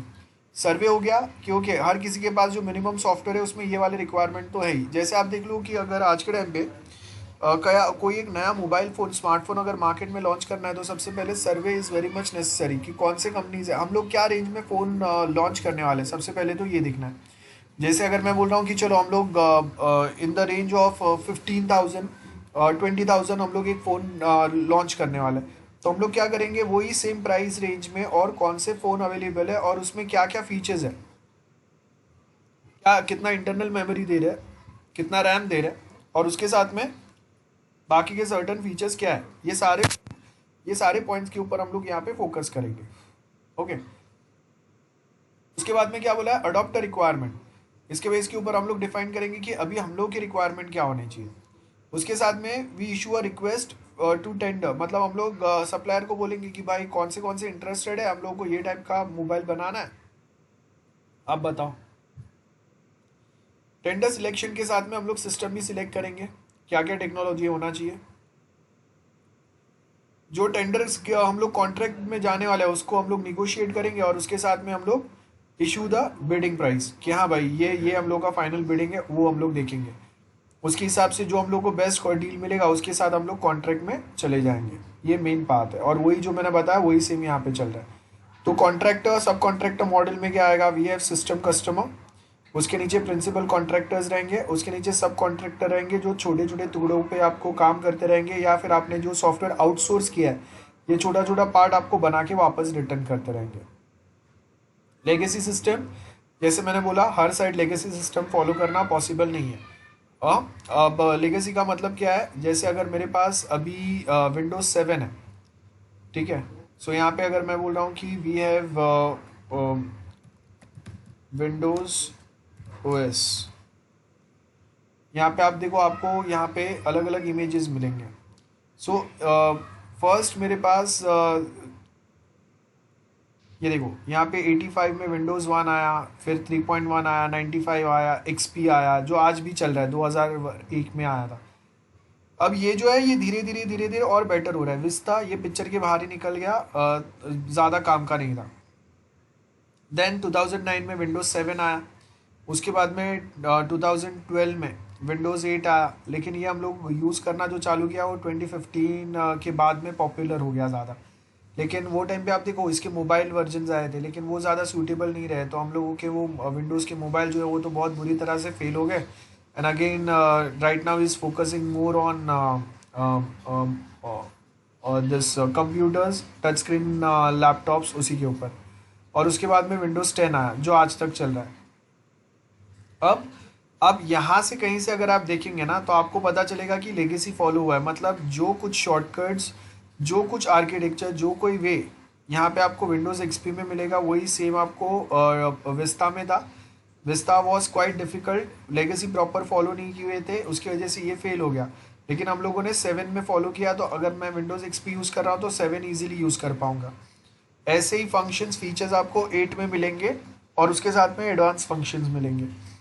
उससे better performance with some latest more functions आपको विंडोज़ 10 में मिलेगा, है ना। और आप देखो कि अगर मैं विंडोज़ एक्सपी यूज़ कर रहा हूँ ना, still I can work with Windows 10, difficulty नहीं होगा मुझे।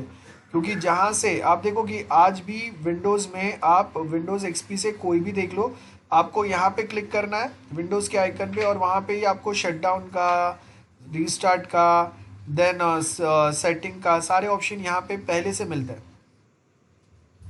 स्टार्टिंग में विंडोज़ एक्सपी में आपको यहाँ पे सारे ऑल प्रोग्राम्स और सब कुछ यहाँ पे आता था। आज भी वैसे ही आ रहा है, पैटर्न थोड़ा सा चेंज हो गया ना, लेआउट उन्होंने और बेटर बना दिया, है ना। और देन एलेक्सा जो है वो यहाँ पे नहीं था, वो अभी यहाँ पे आ गया है। सो आपने देखा रहेगा कि बहुत बार आपको वॉइस असिस्टेंट जो मिलता है वो यहाँ पे आता है। सो वो सेम चीज़ जो है वो पहले हम लोग के पास मिसिंग था, वो अभी यहाँ पे आ गया है, ठीक है। So certain things which were missing previously, वो सेम चीज़ आपको यहाँ पे प्रोवाइड हो रहा है। So that is what we mean by legacy. So यहाँ पे अभी अगर आप देखेंगे हम लोग वही पॉइंट्स के ऊपर फोकस करें, लेगेसी। सो आपके एंड नेक्स्ट थिंग आप अगर देखेंगे ना कि जापान में रिसेंट तक there are most of people जिनको फ्लैप वाले फोन्स जो होते थे ना वो ज़्यादा पसंद आते थे, ठीक है। सो यहाँ पे वही सेम पैटर्न हम लोग फॉलो करते हैं यहाँ पे, लेकिन हर किसी में लेगेसी फॉलो नहीं होगा। आप अगर कंप्यूटर वर्जन से किसी का अगर मोबाइल वर्जन बनाएंगे तो वहाँ पे ऑप्शंस जो है वो चेंज होंगे, आपको अलग से वो सीखने ही पड़ेंगे थोड़े बहुत तो खुद से। सो लेगेसी सिस्टम क्या करेगा, एप्लीकेशन सपोर्ट सॉफ्टवेयर जो है वो यूज़ करेगा, हार्डवेयर वही सेम रन ऑन रखो, एप्लीकेशन डेटा वही हम लोग वापस रीयूज़ करेंगे, है ना। क्यों फाइल ये वो सब वही यूज़ होगा ना, खाली एप्लीकेशंस जो है वो थोड़े एडवांस होंगे।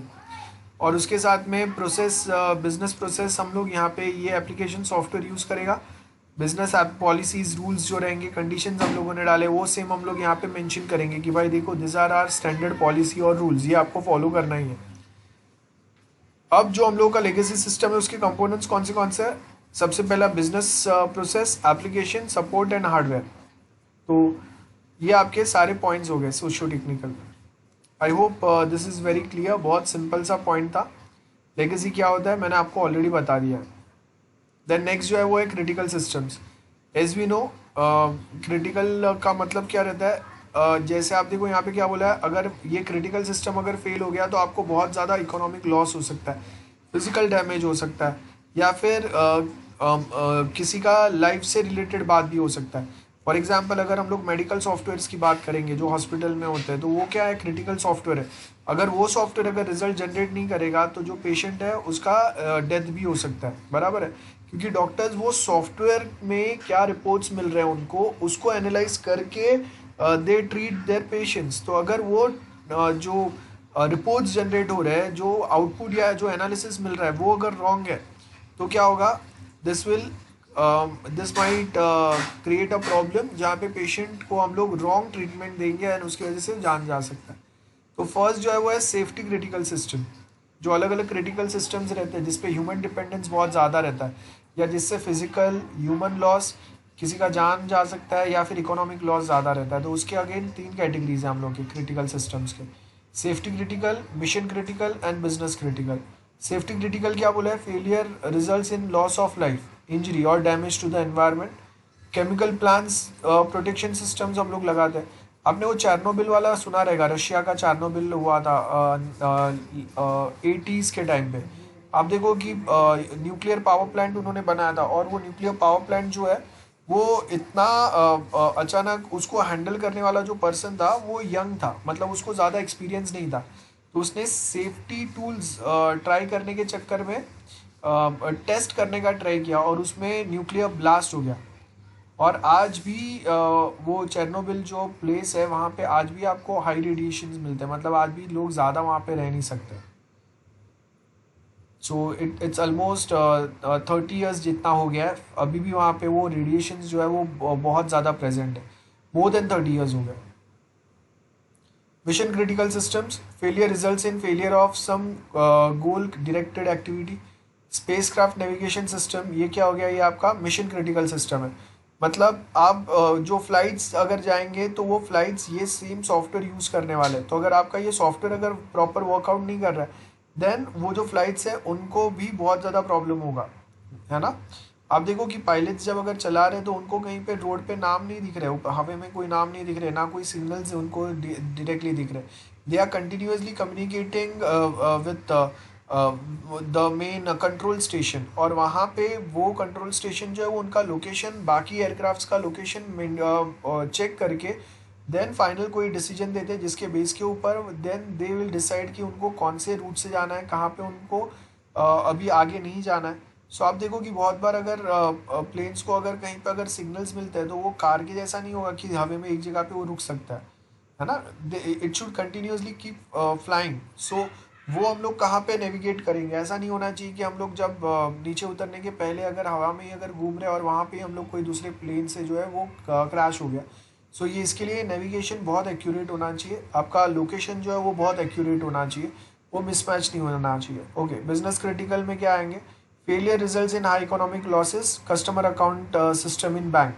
सो आप देखो कि अगर हम लोग के जो भी अकाउंट में कितना पैसा है वो आज के टाइम पे कहीं फिजिकल बुक में नहीं लिखा रहता है, it is there with the banks database. तो अगर ये जो डेटा जहाँ पे कस्टमर के सारे डिटेल्स लिखे हुए हैं वो अगर मिस हो गया या वो अगर डिस्ट्रॉय हो गया, तो हम लोग को अब कैसे पता चलेगा कि किसके अकाउंट में कितना पैसा था, कौन से एफडी किसके है। गेटिंग, एफडी का छोड़ दो चलो, लेकिन किसके अकाउंट में कितना पैसा था, अब कोई सच तो बोलेगा नहीं, और अगर मैं कैलकुलेट तो कर नहीं सकता हूँ, अभी इतने सारे हैं। सो वो टाइम पे हम लोग अभी क्या करेंगे, that will again create a problem. System dependability, क्या बोला है, the most important emergent property of critical system it's dependability. It covers the related system attribute, क्या क्या अवेलेबल, मतलब जब भी चाहिए वो टाइम पे अवेलेबल होना चाहिए। लाइक जैसे मैंने आपको पहले भी एग्जांपल दिया था कि अगर मेरे पास आप देखो कि एग्ज़ाम का एडमिशन फॉर्म भरना है, या फिर मुझे एमएस टीम चाहिए जब मेरा एग्ज़ाम है, तो अब अगर एमएस टीम पूरा साल ढंग से चल रहा है आई डोंट केयर, लेकिन जो 1 आवर 1.5 आवर या 2 आवर्स का मेरा एग्ज़ाम है वो टाइम पे इट शुड वर्क बेटर।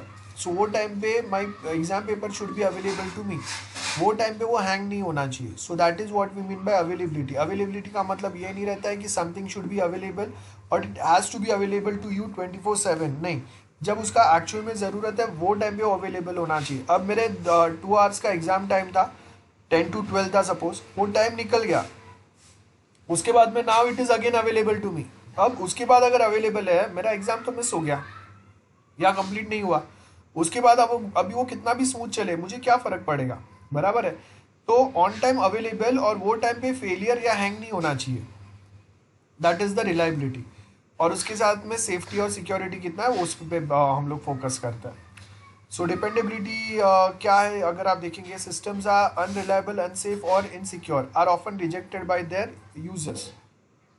क्योंकि अगर मुझे एक बार अगर ऐसा एक्सपीरियंस हुआ तो मैं दूसरे बार यूज़ करूँगा ही नहीं, और ये सेम चीज़ अगर बैंकिंग में हुआ तो हम लोग बिल्कुल नहीं करेंगे,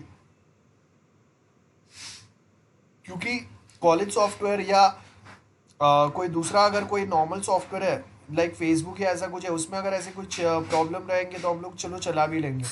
बैंक अकाउंट के साथ में ऐसा कुछ हम लोग रिस्क ले ही नहीं सकते। Then next is system failure, cost may be very high, like aircraft navigation, reactors होंगे, तो आप देखो कि अब एक एग्जांपल मैं आपको देता हूँ। USA was launching the spacecraft and suddenly जो सॉफ्टवेयर था वो क्रैश हो गया एंड उसकी वजह से हम लोग स्पेसक्राफ्ट को प्रॉपरली नेविगेट नहीं कर पाया और वो थोड़ा ऊपर जाके वापस वही सेम प्लेस पे क्रैश हो गया and that resulted in billions of dollar of loss for USA. तो आप देखो कि एक सॉफ्टवेयर जिसमें बग आया, जिसमें प्रॉब्लम आ गया, उसकी वजह से अगर मैंने सपोज एटलीस्ट अगर 10 बिलियन या 5 बिलियन डॉलर के थ्रू भी अगर मैंने वो एयरक्राफ्ट बनाया रहेगा तो मेरा तो वो लॉस हो गया ना, and that's too big getting.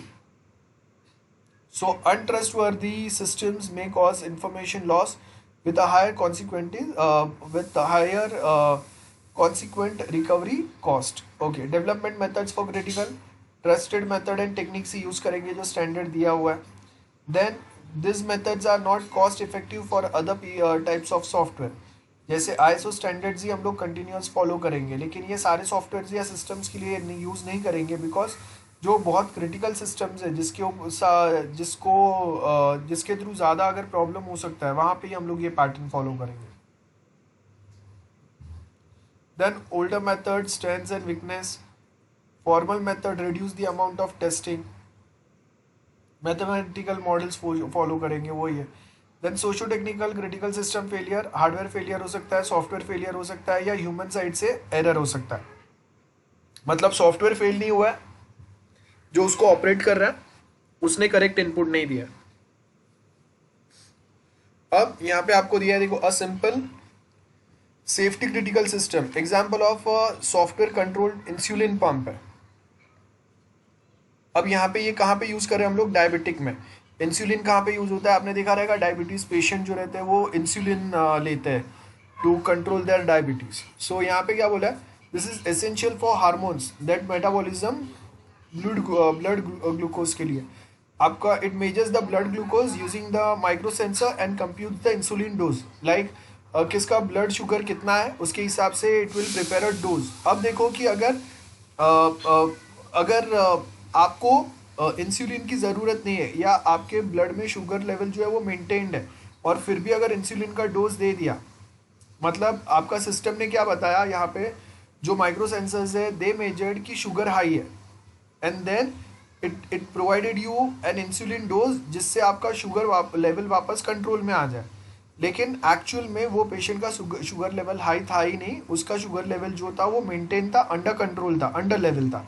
अब जब आपने उसको इंसुलिन दे दिया तो वो क्या हो गया, उसका शुगर लेवल एकदम ड्रॉप हो गया, मतलब वो बेहोश हो जाएगा.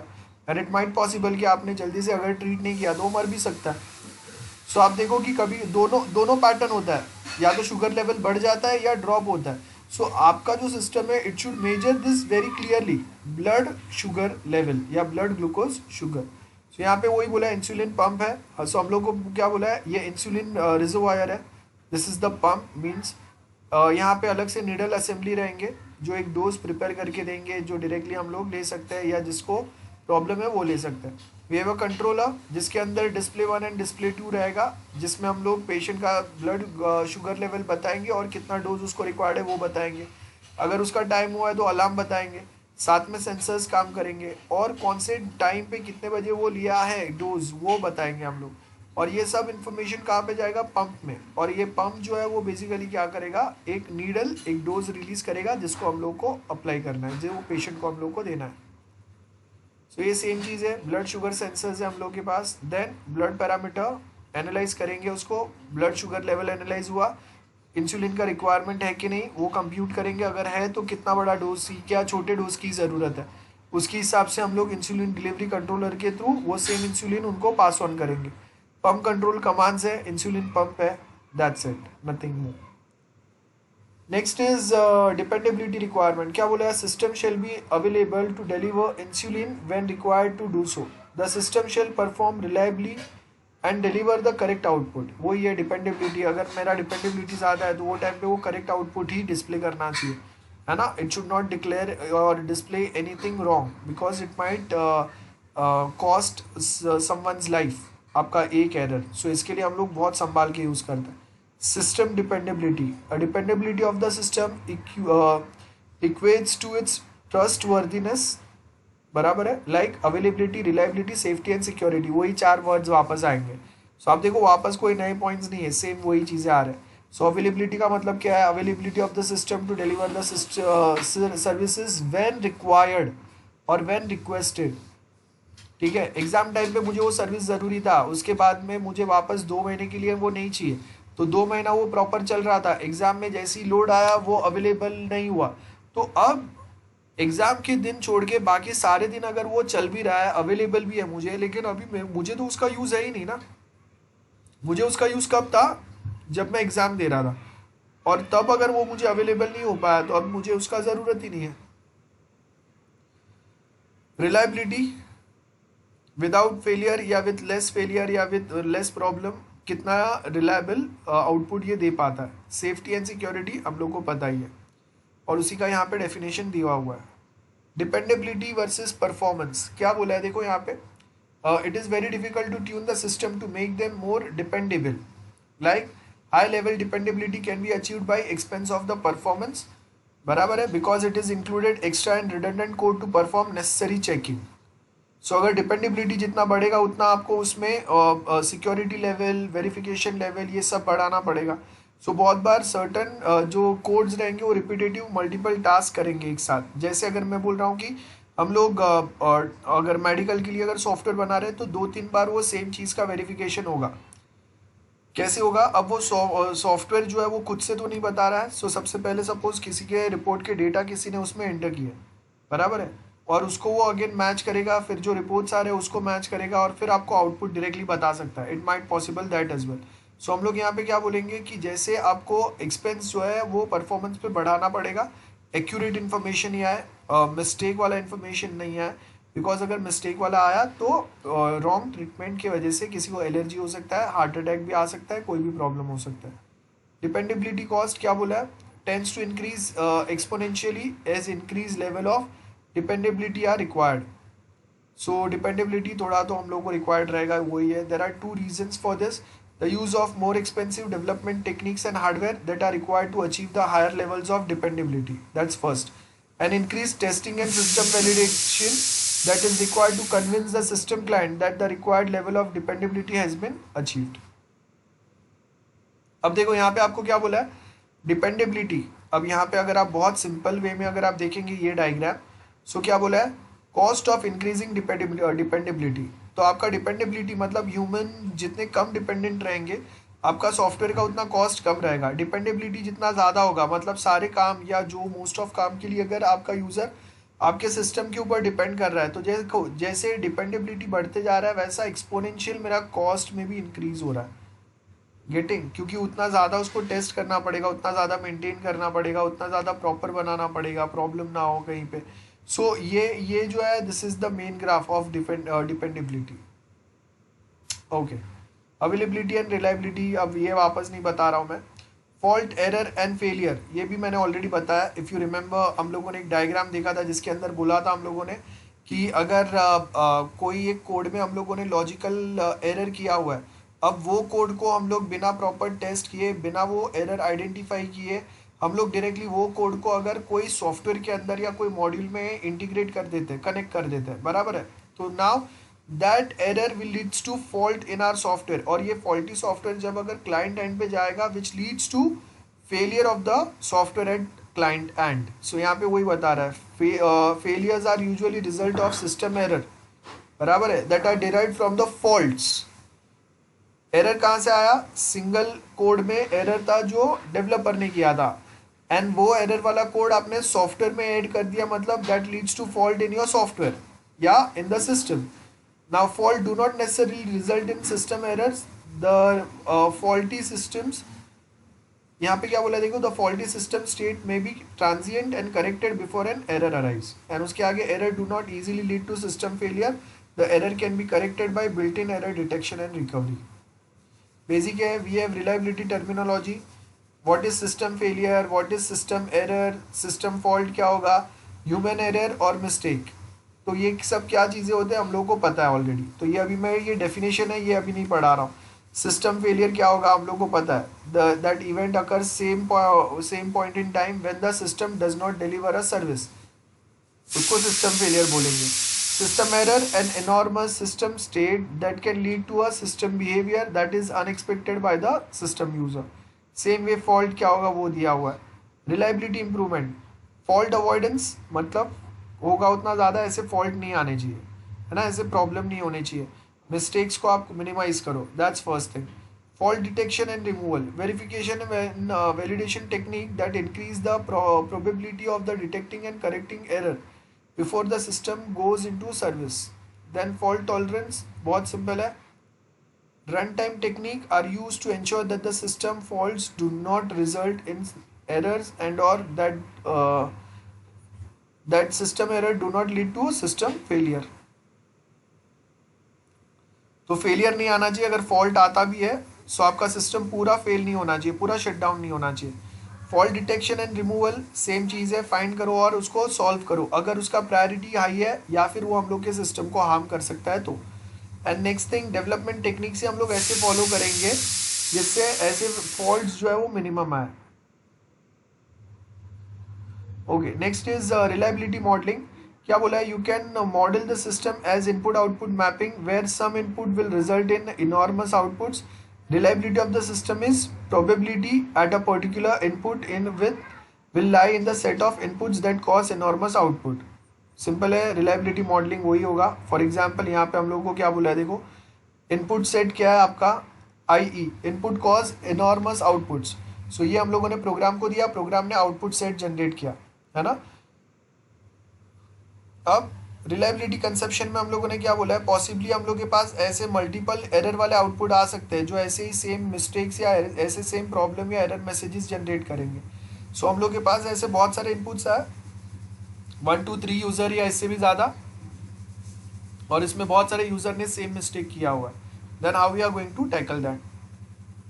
रिलायबिलिटी इम्प्रूवमेंट का मतलब क्या होगा, removing X% of the fault in the system will not necessarily improve the reliability. A study by IBM showed that removing 60% of the product defect results in 3% improvement in the reliability. ठीक है, मतलब आपको software आपका पहले जो चल रहा था उससे अगर आपको उसको बेटर बनाना है तो जो आपके डिफेक्ट्स रहेंगे उसमें से 60% defects should work properly. Now program defects may be in rarely executed section of the code, so may never be encountered by users. A program with known faults may therefore still be seen as reliably by its user. Simple है. Safety क्या होगा वो पता है हम लोगों को. Types of critical software कौन से रहेंगे, primary critical that is embedded software जो है वो आपके प्राइमरी सॉफ्टवेयर रहेंगे. ठीक है. देन नेक्स्ट जो है देखो यहाँ पे embedded software whose failure can cause hardware malfunction which results in inhuman injury और एनवायरमेंटल डैमेज, दोनों हो सकता है. Secondary system failure like medical database holding database of drugs, वो फेल हो गया. एंड ये दो आपके टाइप के मेन दो टाइप के सिस्टम क्रिटिकल सॉफ्टवेयर है जहाँ पे एक में सॉफ्टवेयर फेलियर के साथ में हार्डवेयर फेल हो रहा है और दूसरे में सिर्फ सॉफ्टवेयर फेल हो रहा है. ठीक है. नाउ नेक्स्ट आपको क्या बोला है, सेफ्टी एंड रिलायबिलिटी. अब ये देखो सेम पॉइंट्स वापस आ रहे हैं, अलग अलग टर्म्स में हम लोग डिस्कस कर रहे हैं. So in general reliability and availability are necessary but not sufficient condition for the system safety. Reliability is concern with the conformance to the given specification. मतलब जो बोला था वही सेम चीज़ अच्छे वे में बिना फेलियर बिना फॉल्ट के चल रहा है, जो रिक्वायरमेंट्स थे ये आ गया. सेफ्टी का मतलब क्या है, ensure that the system can not cause damage in respective of whether or not it conforms to its specification. मतलब यहाँ पे मैंने आपको 10 फंक्शन 20 फंक्शन बनाने बोला था, आपने वो 20 फंक्शन मुझे बना के दे दिए, लेकिन अब वो 20 फंक्शन जो है वो सिक्योर है, मेरे सिस्टम को हार्म नहीं करेंगे, वो प्रॉपर चलेंगे, है ना. ये हम लोग के सिस्टम का डेटा जो है उसको कोई डैमेज नहीं करेंगे. अगर हम लोग उसको यूज़ करते हैं टाइम अगर हम लोग का कोई डेटा एंटर करेंगे उसको कोई प्रॉब्लम नहीं होगा. ये सारे पॉइंट्स के ऊपर हम लोग फोकस करते हैं. देन नेक्स्ट आपको क्या बोला है, unsafe reliable system. Reasons why reliable systems are not necessarily safe because specification errors, it does not describe the required behavior in some critical situation. That's first thing. Unreliable systems मतलब अब मुझे पता नहीं कि कौन से टाइम पे वो कैसा बिहेव करना चाहिए. हार्डवेयर फेल हो गया, देन ऑपरेटर का एरर है, मतलब उसको नहीं आता था, उसने ये कुछ प्रॉब्लम या मिस्टेक किया. सेफ्टी टर्मिनोलॉजी में क्या दिया आपको? Accident, hazard, damage, hazard severity, hazard probability and risk, ये सर्टन पॉइंट्स दिए हुए हैं। और ये सब जो है यही आपको अभी आगे समझना है। तो यहाँ पे आपको क्या बोल रहे हैं, देखो, एक्सीडेंट अनप्लान्ड इवेंट है जिसको एक्सीडेंट बोलते हैं, या sequence of events which results in human death or injury. Then hazard, condition with potential for causing or contributing to an accident, a failure of the sensor, that's a hazard. So हम लोग के पास fire detection sensor जो था वो fail हो गया, तो क्या हो गया?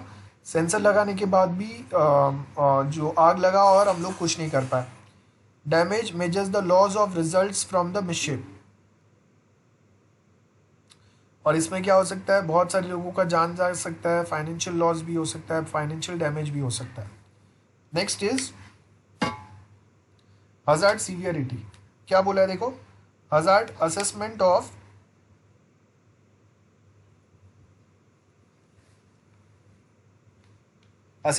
worst possible damage that could result from a particular hazard, like catastrophic where people are killed to minor where only minor damage the results. Hazardous severity and probability, यहाँ पे हम लोग बोल रहे हैं बेसिकली कि जो हजार्ड है उसका सीवियरिटी कितना हो सकता है। जैसे आप देखो कि जो उत्तराखंड में जो आपने वो देखा रहेगा कि बादल फटा, तो ये सेम जो है वहां पे उसका सीवियरिटी बहुत हाई है। अब यही सेम अगर यहाँ पे होगा तो कितना भारी हो सकता है, ये हम लोगों ने समझा। लेकिन प्रोबेबिलिटी क्या है कि ऐसा हजार्ड यहाँ पे होगा? फर्स्ट थिंग, ये जो सिचुएशंस जो होते हैं वो जो पहाड़ी एरिया जो होता है वहाँ पे होता है ज़्यादा, ठीक है, यहाँ पे नहीं होता है। सो यहाँ पे अगर आप देखेंगे कि हम लोग के पास यहाँ पे ऐसा कोई इतने बड़े एवरेस्ट वाले कोई प्लेसेस नहीं है कि जहाँ पे बादल ऊपर जाते जाते बीच में ही ठंडे होके वहाँ पे ही फट जाए। तो probability of such incidents here is very very low, the chances 1 out of 100 है। तो वो टाइम पे उसके लिए हम लोग यहाँ पे कोई प्रॉब्लम नहीं करेंगे। हाँ, लेकिन यहाँ पे हजार्डस सीवियरिटी में हम लोग बोल सकते हैं हजार्ड क्या है? फ्लड्स की हजार्ड है, मतलब हर बार मुंबई में पानी भरता है, कभी और भी ज़्यादा भी भर सकता है, तो उसका सीवियरिटी आपका सर्वर जो है वो डैमेज हो सकता है, और पावर कट हो सकता है, 2-3 दिन के लिए आपका पूरा सिस्टम बंद हो सकता है।